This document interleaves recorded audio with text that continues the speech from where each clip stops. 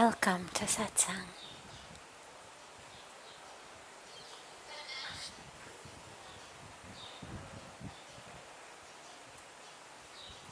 So beautiful to be together. We start, as usual, with a question that comes in advance, and then I'll open it up to any questions that anyone here might have.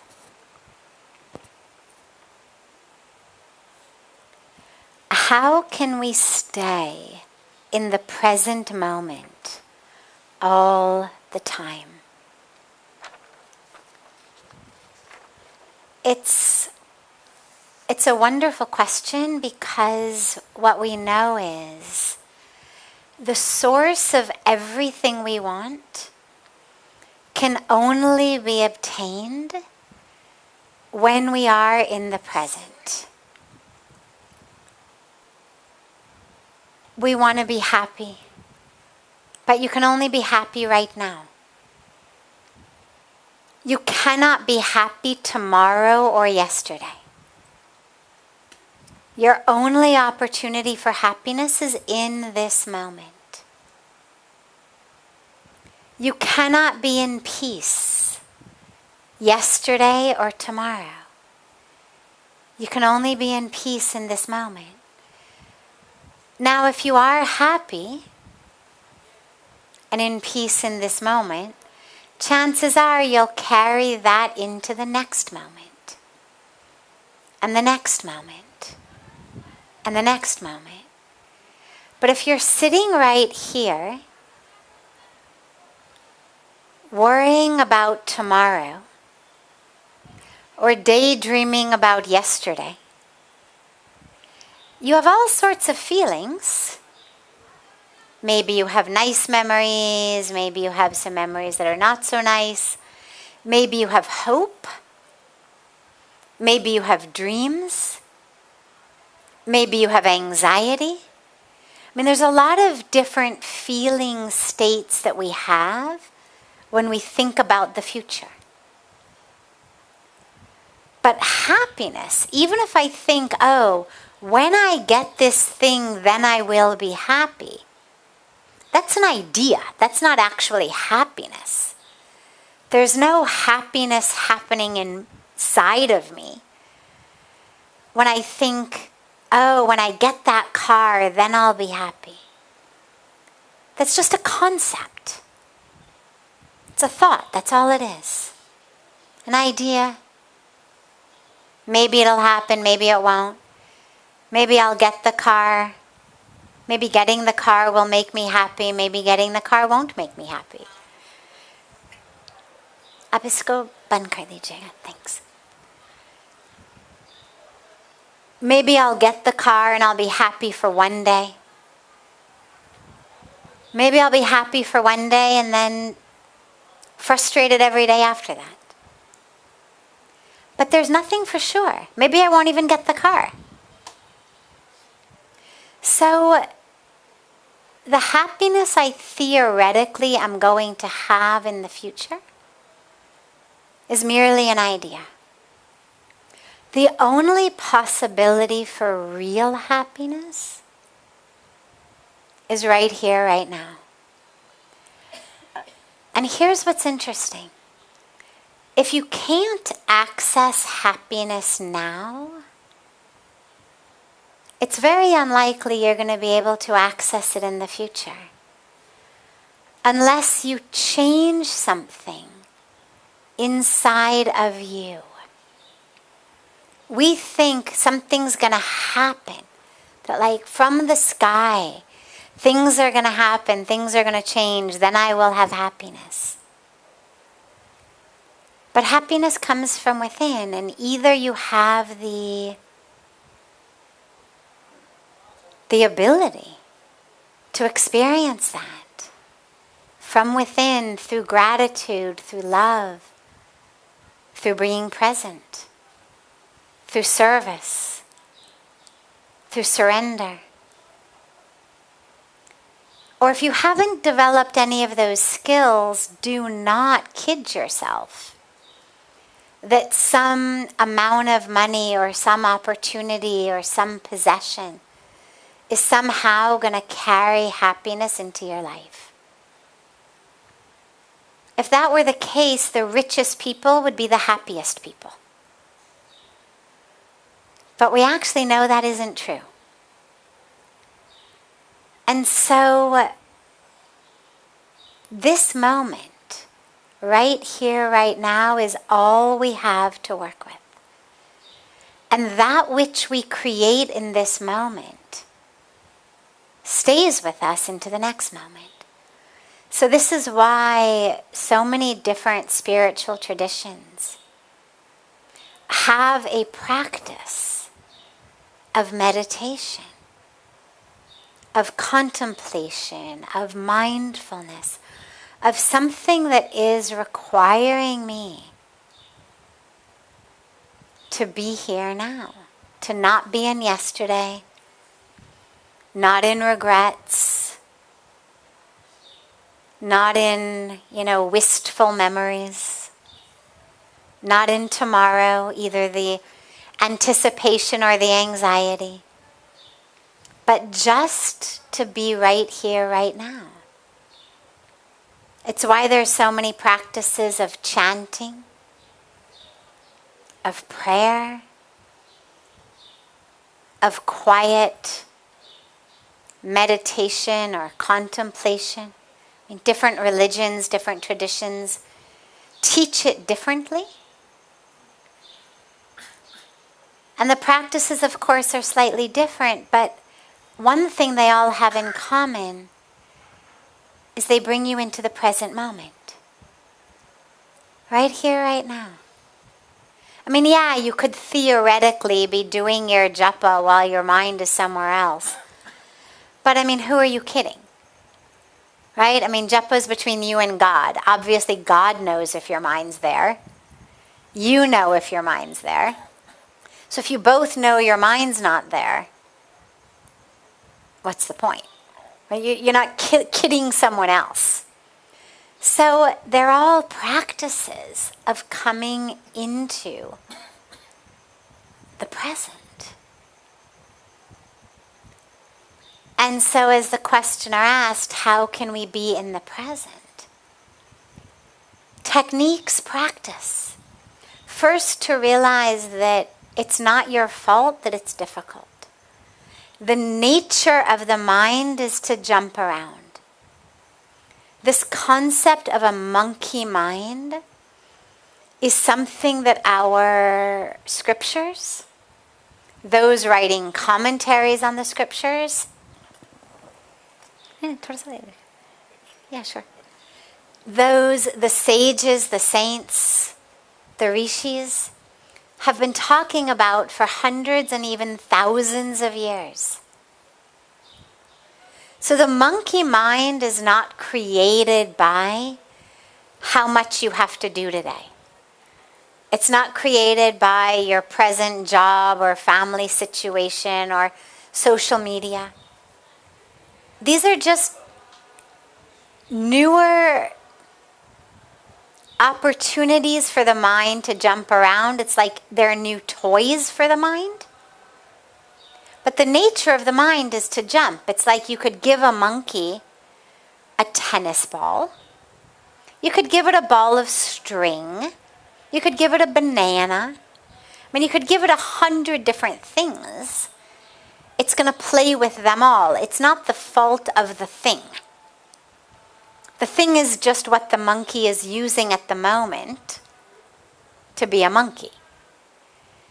In the same way, the mind is just using what you offer to it. But its nature is to keep jumping. So whatever you give it, it's going to keep jumping. That's its nature. So don't feel badly. Don't berate yourself. Recognize it is the nature of the mind. But also that there's a lot of beautiful tools and techniques that our sages and our saints and our rishis have given us. And these techniques range from the very, very simple, what you could call just really sort of cognitive behavioral work. Watch the breath. Okay, even if you pull it out of religion, pull it out of spirituality, pull it out of devotion, just a behavioral practice, watch the breath. Brings you into the present moment. Be mindful. There's so many paths teaching mindfulness today that are separate from any religion. I mean, hospitals are teaching it. Corporations are teaching it. Schools are teaching it. Across America, across so much of Europe even. Because it's really good for us. It's good for the mind. It's good for the body. It's good for our productivity. So even if you don't have spiritual aims and objectives, you can bring practices of mindfulness. It's very simple. Mindful eating, mindful drinking.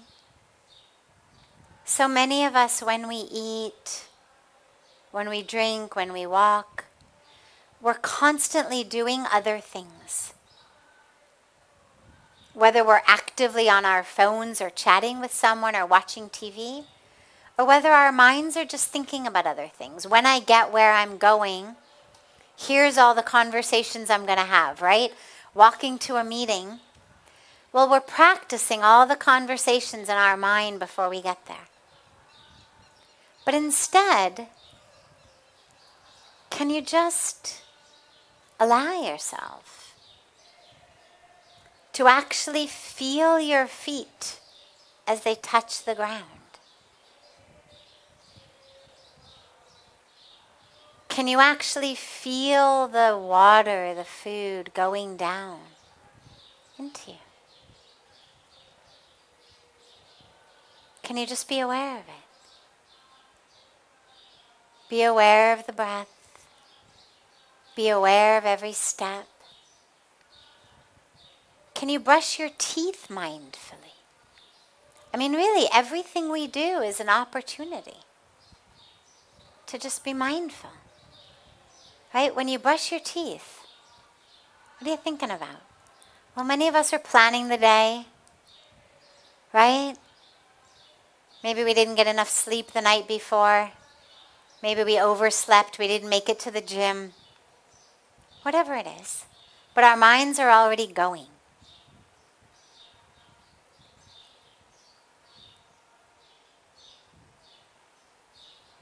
Instead, mindfully brush your teeth. Mindfully walk.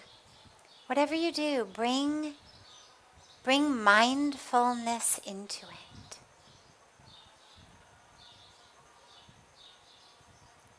And what that'll do is it'll bring you into the present moment. And obviously, if you can bring a spiritual component to it, it's going to be only that hundreds of times more powerful, more rich. Because then not only are you here now, but you're here now in love. You're here now in gratitude. You're here now in connection.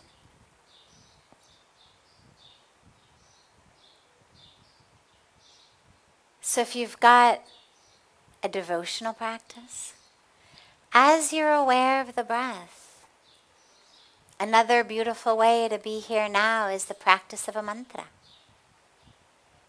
Allow that recitation of the mantra to fill you with love,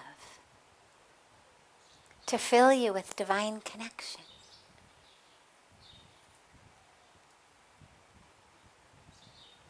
So there's lots and lots and lots of practices. But it takes practice. This is why we are taught abhyas. Abhyas. In the Bhagavad Gita, why Krishna emphasizes abhyas. Because it doesn't come naturally. It's not the nature of the mind. So we train it. We train it. We train it. And the good news is that even though the mind is not actually like a muscle, biologically, like the tissue of the white matter and gray matter is not like the tissue of muscles, nonetheless, it actually works much like a muscle, I've discovered. Whatever you do with it is actually what it learns how to do.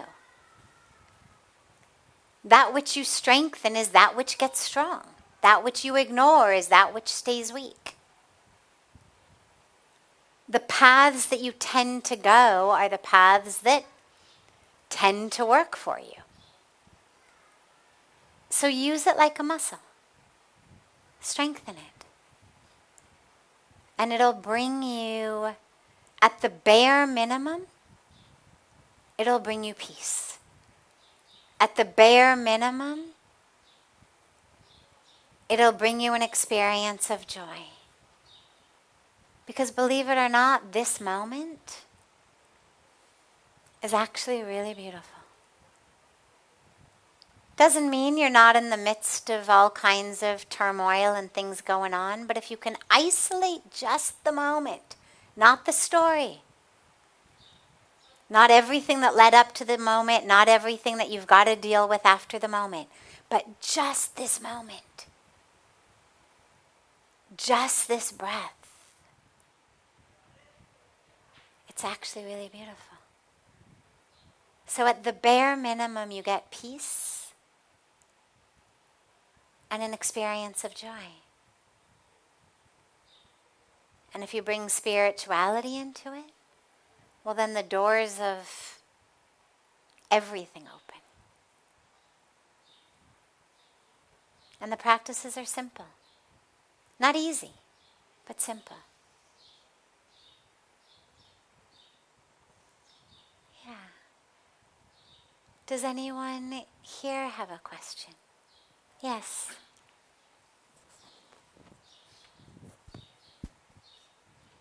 Pranam Sadhviji. My name is Manju and I came from Delhi. I used to visit Mother Ganga like whenever I'm getting a chance. So yesterday I arrived Haridwar. Today I came to Rishikesh. I'm here for another 2 days. So my question is that I'm into tension, or can say I'm into kashmakash kind of thing, because I'm working professionally, but though I have responsibilities in my life which I need to take care of, but I don't really like that thing to part that play in my life, because I'm spiritually connected somewhere to Mother Ganga and to Lord Krishna, but I know that is my responsibility to take care of. And also, like, I'm very much connected to my spirituality and I wanted to continue that. But somewhere, somehow, I don't know how to take care of both the things together. So this is a question since so long in my mind. So I'm not getting the answer, or I can say that I don't know how to take care of these things together, though I'm worshipping in the morning, in the evening, every day. But also I have to play my another part. So how can I balance both the things, or with whom I can continue first? Beautiful. Thank you. So we've got roles to play. It's part of the package deal of being here on earth in a human body. When we speak about God's Lila, so Lila means a divine play. And in this divine play, we've all been allocated roles. Now, they're not fixed. Means like in any great drama, there's different scenes, there's different acts. In Act 1, Scene 5, this is your role. Act 2, Scene 8, you've got a different role. It may be the same part, but the drama moves quickly. In Act 1, you're in a totally different situation. By Act 2, you're in a different situation. Same part you're playing, and yet the role changes. So we've all got roles to play in our life. They change as our life goes on, our roles when we're young as students, our roles when we're in the householder phase of life, our roles as we enter Vanprastha ashram, sannyas ashram phase, they shift. But we've also, in this Divine Lila, it's much less like a professional Broadway show where everyone just has one role.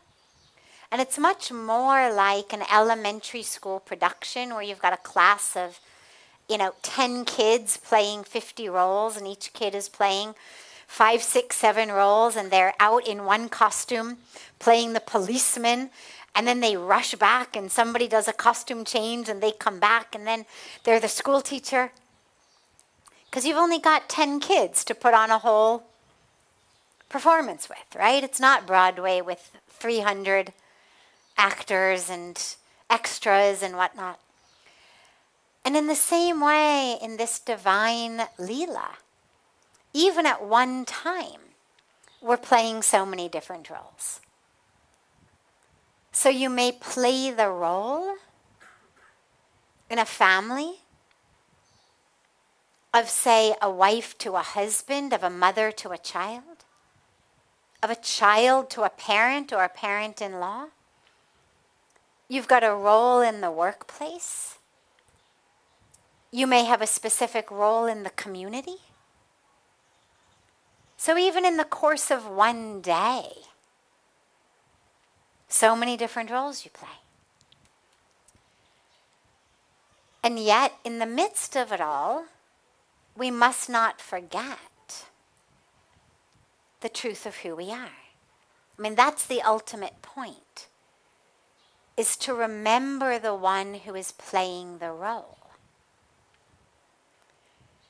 In the Bhagavad Gita, Lord Krishna gives this so beautifully. I mean, the Gita is just my go-to treasure chest for answers, because he gives it so beautifully to Arjuna. On the one hand, he's telling Arjuna, stand up, fight well, fight fully,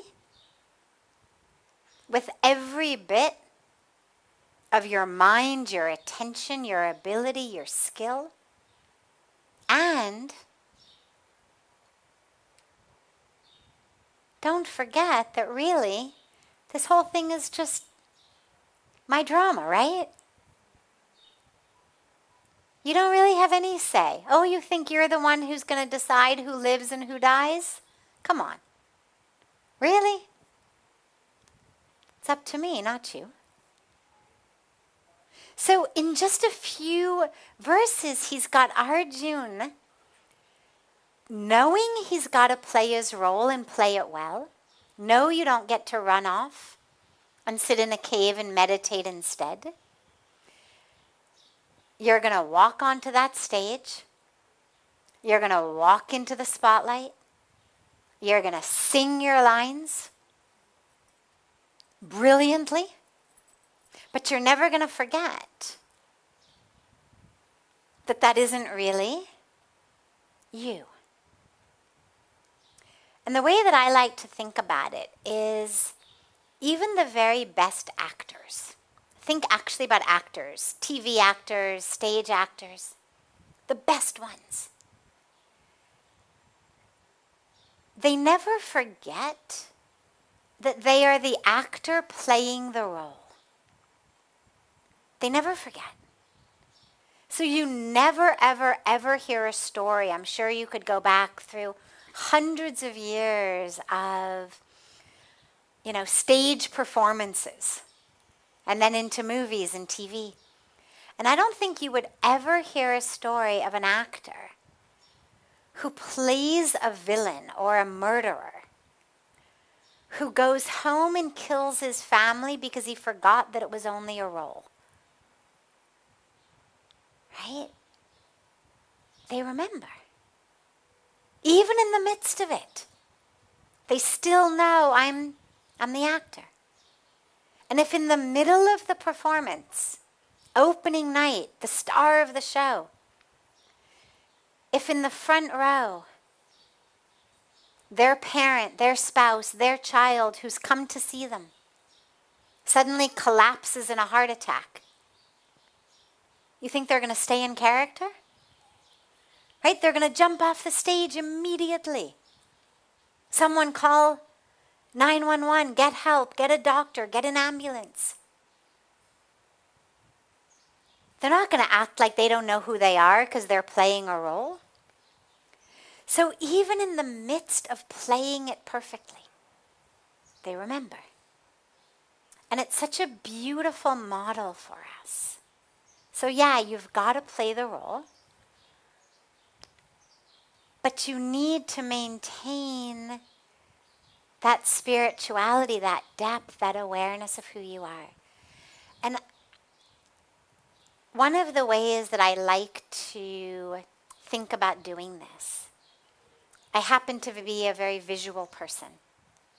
Just in my mind, I think very visually. You already mentioned you have a morning and evening meditation practice. So at the end of your morning meditation, envision yourself zipping up, literally just zipping up your costume for the day. You're going to go out there, you're going to play a role. So you stand up from the meditation, you put it on, here you go. And in the end of the day, you come back. When you sit for meditation, you unzip it, you take it off. You know, if you come home at the end of the day and you take a shower, it's just a beautiful sort of physical experience of feeling that role sort of washing off you. And if you've got roles that you play in the family as well, okay, well, so before you go to sleep at night, in your meditation, unzip them all and just spend a few minutes sitting with the you, who's neither wife, nor mother, nor daughter, nor this, nor that, that is just the soul, just one with the divine. No role, no story, no costume, no makeup. And in that full experience, then you go to bed. And you carry that with you into your night. And it's a nice practice because it reminds you at least twice a day who you really are. And when you think about the role as a costume, it's like, okay, here I go. And then you play it with love. You've been given a role on God's divine stage. He's the casting director, or she, however you think of the divine. Casting director, script writer, director, producer. You've been given a beautiful role. And so rather than being upset about what role it is, try to love it because it's been given specifically to you. There was a little boy, it's a beautiful story of a little boy who was so excited about the auditions for the school play. And he told his mom in the morning, we're having auditions, we're doing a play at school and I'm going to get to be a part, we have auditions. So when he comes home from school, his mom asks him, how did the auditions go? Did you get a part? He said, yes, I got a great part. A special part just for me. And the mom said, "That's so wonderful. What part did you get?" And he said, "I get to sit in the audience and clap really loudly."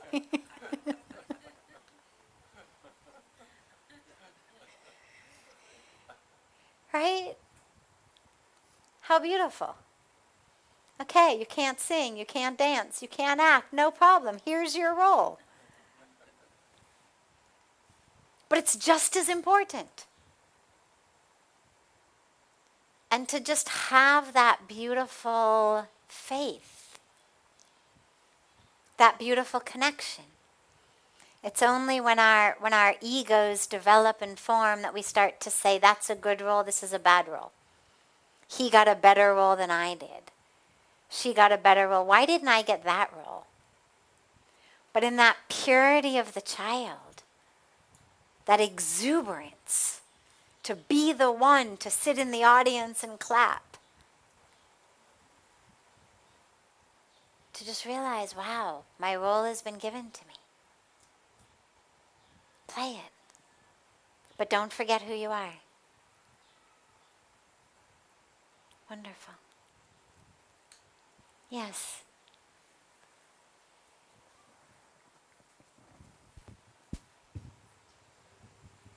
Pranam, Vandan, Namaste.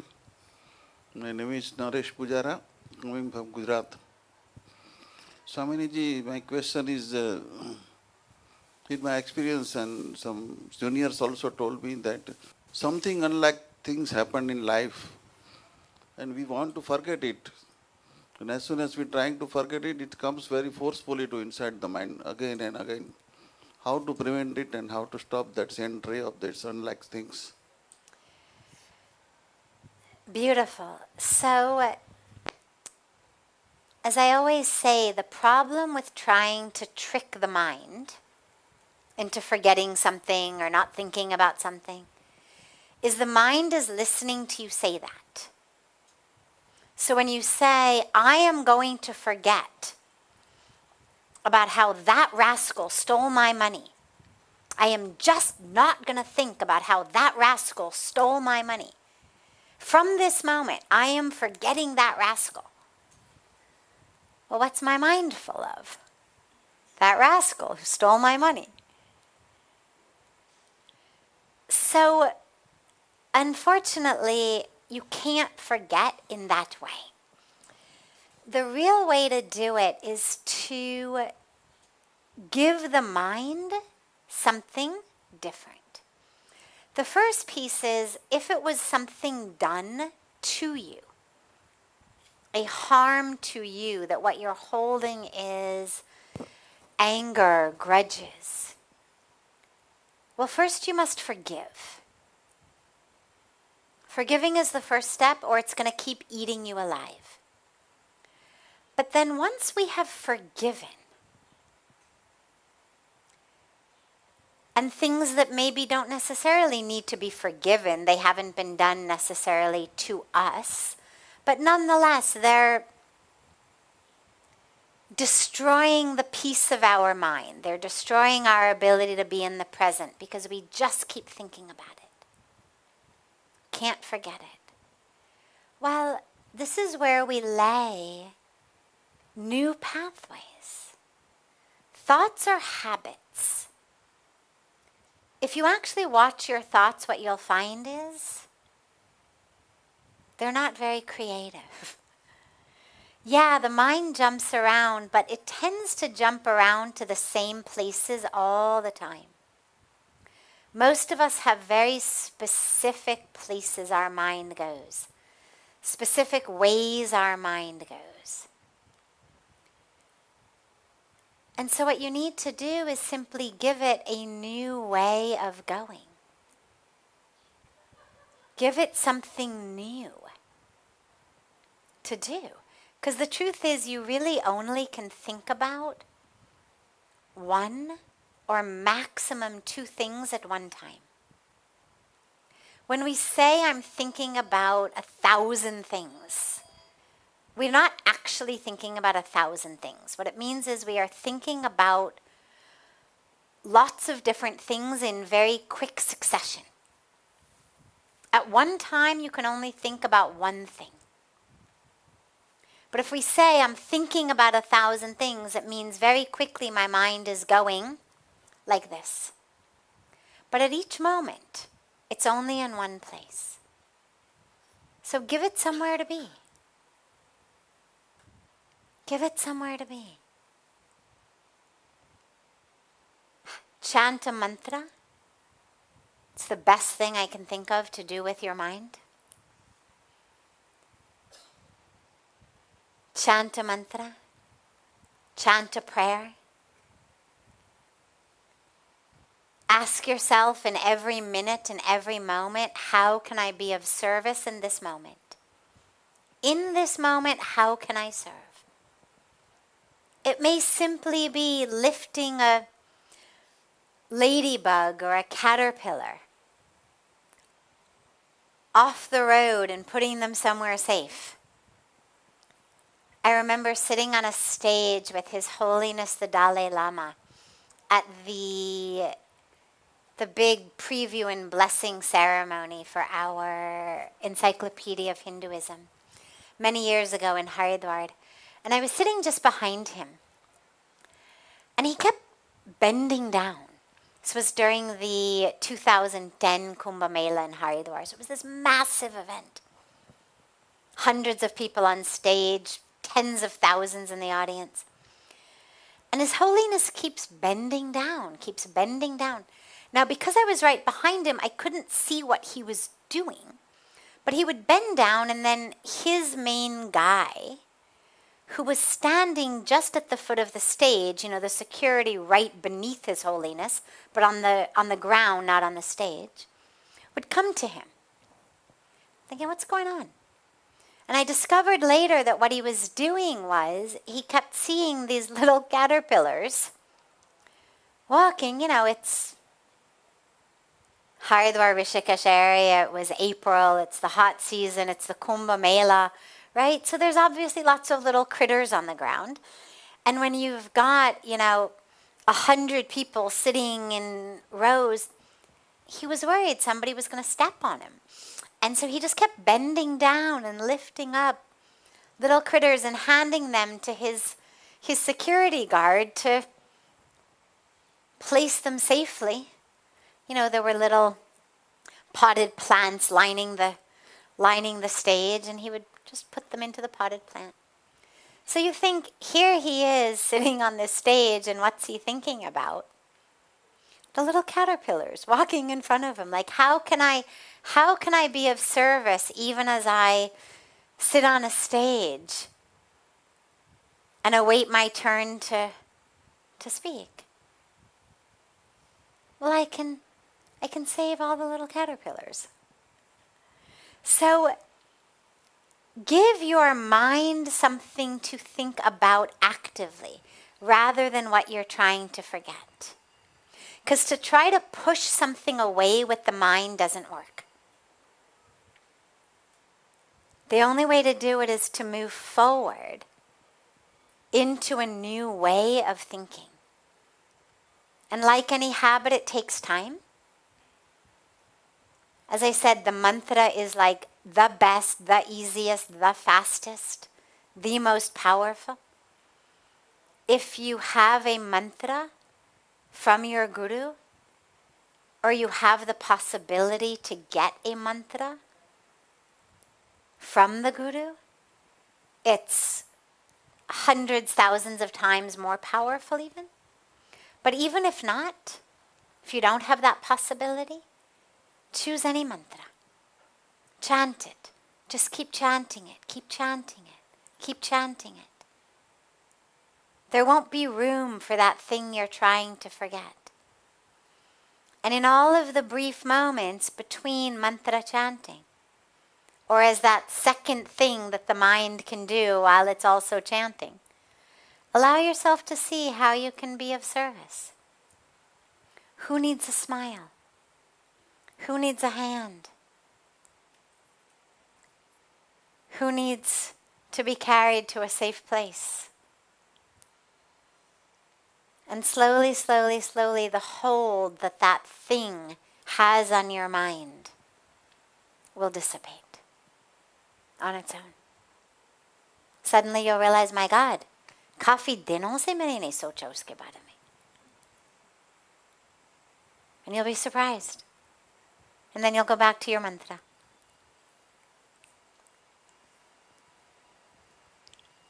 Beautiful. Yes. Yeah. We'll take this as the last one for this evening. Actually, Sadhviji, I do have two questions, one from my mother and one from myself again. I'm really sorry that I'm taking longer time of others, but I came here first time and I'm having an anxiety of my questions, but I will ask one, as you said. So, since my childhood... We can take the rest tomorrow. Sure, I'm here for tomorrow. Wonderful. So my question is that since my childhood, all the kind of mantras, Vedas, they are attracting me a lot, but I didn't get a chance to go somewhere or to learn from somebody. So usually like I'm learning from YouTube or I heard from somebody. So my personal intention and my, that I wanted to learn Vedas. I don't know whether I can learn them or not.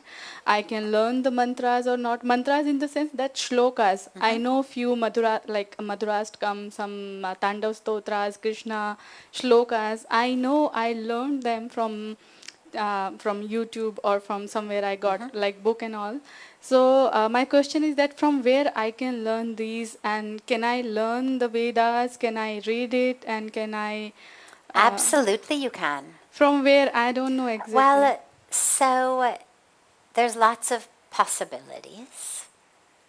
Taking in mind all of the other roles that you also play.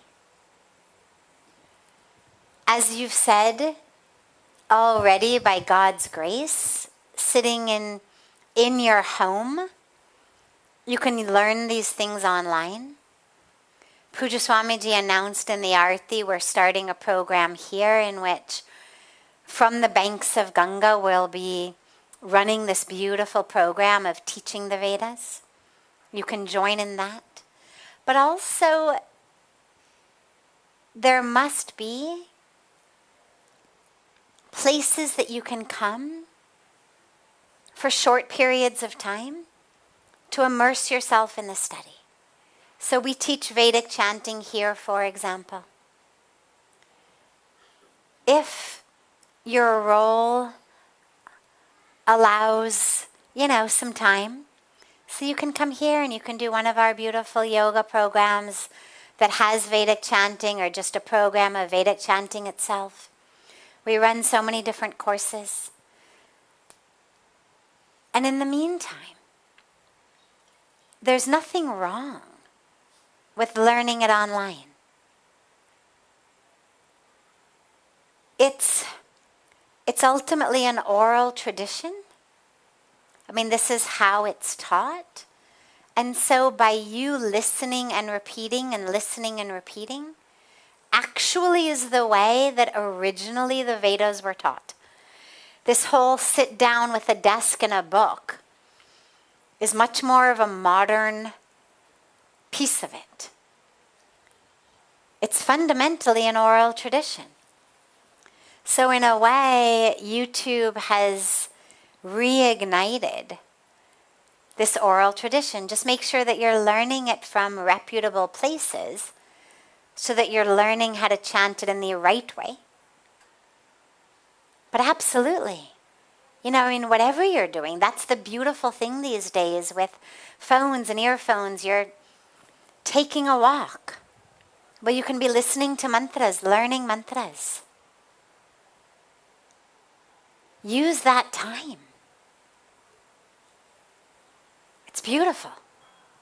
You're cooking food, cleaning up. Use that time. Listen to mantras, chant mantras. Let that be the time that you're learning the mantras. Absolutely you can learn. Absolutely you can study. Do as much as you can on a day-to-day basis, and then figure out where and how you can take time to come and immerse yourself more. Beautiful. Have a beautiful, beautiful rest of your evening, everyone. A beautiful morning and day to our family joining us online. And so much love to all of you.